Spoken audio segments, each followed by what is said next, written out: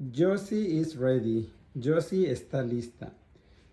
We say that she's 15 years old, and when we are people, 15 years sounds like amazing. It's when we are reaching our youth and starting to dream.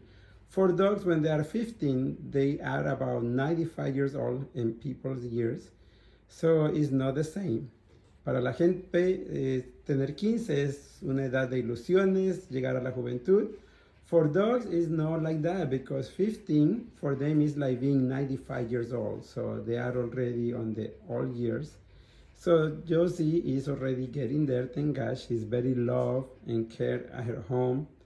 Her mother really loves her little ponytail, so we always have to leave hair long on the head to get a ponytail, and her little hair over here on the back. That's how they like it. Su mamá le gusta mucho que tenga su colita de caballo y su pelo así larguito. Entonces siempre se lo dejamos en la cabecita así larguito, pero el cuerpecito corto. Y gracias a Dios a ella la quieren mucho en su casa.